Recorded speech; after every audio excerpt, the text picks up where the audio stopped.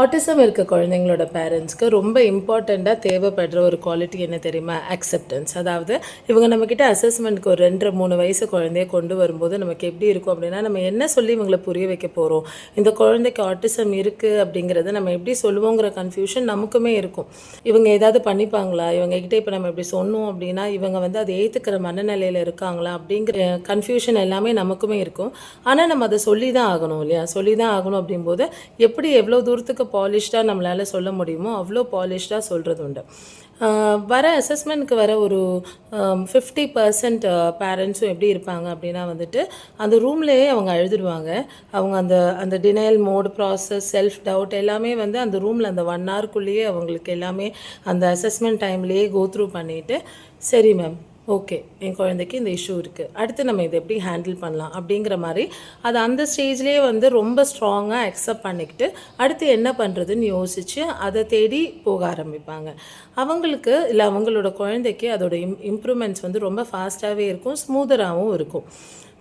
மிச்சம் ஒரு 25% பேரண்ட் எப்படி இருப்பாங்க அப்படின்னா, ஐயோ அதெல்லாம் இருக்காது, எங்கள் வீட்டில் யாருமே இல்லை, நான் தனியாக இருக்கேன், அதனால என் குழந்தை பேசலை, நாங்கள் வந்துட்டு நிறைய பசங்களோட மிங்கிள் பண்ணாவே எங்கள் பையன் பேசிடுவான், இல்லை என் பொண்ணு நல்லா இருப்பா, அழமாட்டா, கலாட்டா பண்ண மாட்டா அப்படிங்கிற மாதிரியெல்லாம் ஒரு டினையல் ப்ராசஸ்க்குள்ளே போயிட்டு அந்த டினையல் வீட்டுக்கு போய் அவங்க என்ன பண்ணுவாங்கன்னா அதை கோத்ரூ பண்ணி, ஆமாம்ல, ஓகே, டினையல் மோட் ரொம்ப நேரம் எடுத்துப்பாங்க, ஆமாம்ல, நமக்கு ஒரு அந்த குழந்தைக்கு அந்த அசஸ்மெண்ட்டில் கேட்ட மாதிரி இந்த மாதிரி இஷ்யூஸ் எல்லாமே சரியாகலை, இதெல்லாமே நம்ம குழந்தை பண்ணலை, ஸோ அழுது புலம்பி செல்ஃப் டவுட், என்னால் தான் இப்படி ஆச்சு, இல்லை உன்னால் தான் இப்படி ஆச்சு, அந்த நிறைய ரீசன்ஸ்குள்ளே போய் மேபி வேறு நிறைய தெரப்பிஸ்ட்டோ டாக்டர்ஸோ அவங்கக்கிட்ட எல்லாமே அசஸ்மெண்ட்டுக்கும் போயிட்டு திருப்பி தேல் கம் பேக் வந்துட்டு, ஓகே, நீங்கள் சொல்கிறது நான் புரிஞ்சுக்கிட்டேன், I am able to accept it now, அடுத்து என்ன பண்ணலாம் அப்படின்றது மாதிரி ப்ராசஸ் பண்ண ஆரம்பிச்சிடுவோம்.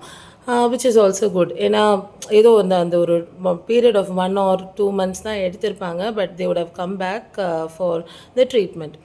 இந்த மிச்சம் இருக்க 25% ஈக்குவலாக பிரிச்சிங்க அப்படின்னா அதில் ஒரு பார்ட் எப்படி இருக்கும் அப்படின்னா வந்துட்டு அக்செப்ட் பண்ணிப்பாங்க, ஏதோ சொல்கிறீங்க, நாங்கள் வரோம் அப்படின்னு வருவாங்க. ஒரு 10-15 டேஸ்லேயே வந்து குழந்தைக்கு வந்து கொஞ்சம் இம்ப்ரூவ்மெண்ட் தெரிஞ்சதுமே என்ன பண்ணுவாங்க அப்படின்னா, இதை நாங்கள் வீட்டிலே பண்ணிக்கிறோம் அப்படிங்கிற மாதிரி அப்படியே நிறுத்திட்டு வீட்டில் அவங்களால என்னெல்லாம் பண்ண முடியுமோ அதெல்லாம் பண்ணி குட்டி கர்ணம் அடிப்பாங்க. உண்மையை சொல்லணுன்னா 8 வயசில் திருப்பி கூப்பிட்டு வருவாங்க. இது ரொம்ப காமனாக எங்கள் கிளினிக்கில் நடக்கிற ஒரு விஷயம். 8 வயசில் திருப்பி வரும்போது அந்த குழந்தை எப்படி நம்ம அந்த 2.5 வயசு 3 வயசில் பார்த்தோமோ அதே மாதிரி இருப்பான். ஆனால் ஒரே ஒரு இது, ஸ்கூலில் சொல்கிறத எழுத ஆரம்பிச்சிருப்பாங்க, பட் போர்ட் காப்பிங்கும் அந்த மாதிரிலாம் வராது. படிக்க வைக்கிறதுக்கு என்ன பண்ணணுமோ, எழுத வைக்கிறதுக்கு என்ன பண்ணணுமோ அதை மட்டுமே கான்சன்ட்ரேட் பண்ணி ட்ரெயின் பண்ணிக்கிட்டே இருந்திருப்பாங்க. குழந்தைக்கு எமோஷனல் டெவலப்மெண்ட் இருக்காது, காக்னேட்டிவ் டெவலப்மெண்ட் இருக்காது. குழந்தை ஜஸ்ட்டு நீங்கள் சொல்கிறது எல்லாமே எழுதும், மனப்பாடம் பண்ணி எழுதிக்கிட்டே இருக்கும், அவ்வளோதான் இருக்கும். விச் இஸ் ஒரு 8 இயர்ஸ்க்கு மேலே அது வந்து நம்ம ஸ்கூலுக்குமே யூஸ் ஆகாது. மிச்சம் அந்த 25%ல் மிச்ச பாதி எப்படி இருப்பாங்க அப்படின்னா, எவ்வளோ தூரம் நம்மக்கிட்ட சண்டை போட்டுட்டு கிளம்ப முடியுமோ அந்த மாதிரி சண்டை போட்டுட்டு கிளம்புற மாதிரி இருப்பாங்க. பட் அவங்களுக்குமே அந்த அக்செப்டன்ஸ் மிச்சம் அந்த 25%ல் மிச்ச பாதி எப்படி இருப்பாங்க அப்படின்னா வளர வளர சரியாகும். அப்படியே வச்சுருந்து அந்த குழந்தைய எப்படியெல்லாம் ஸ்பாயில் பண்ண முடியுமோ அப்படியெல்லாம் ஸ்பாயில் பண்ணியிருப்பாங்க. இதில் வேற ஒரு கேட்டகரி ஆஃப் பேரண்ட்ஸ் இருப்பாங்க. நம்மளை எவ்வளோ தூரம் வெறுப்பேற்ற முடியும் வெறுப்பேற்றி நம்மக்கிட்ட திட்டு வாங்கிட்டு போகிறவங்களும் இருப்பாங்க. நீங்கள் ஒரு ஸ்பெஷல் சைல்டோட பேரண்ட்டாக இருந்தால் நீங்கள் இந்த அக்செப்டன்ஸ் ப்ராசஸை எப்படி கோத்ரூ பண்ணீங்க அப்படிங்கிறத கீழே கமெண்ட் செக்ஷனில் போடுங்க. I know which is very difficult, but புதுசாக இந்த டயக்னோசிஸ்குள்ளே போகிற பேரண்ட்ஸ்க்கு உங்களோட வே ஆஃப் அக்செப்டன்ஸ் ஹெல்ப்ஃபுல்லாக இருக்கலாம், which could favour your child to. Take care.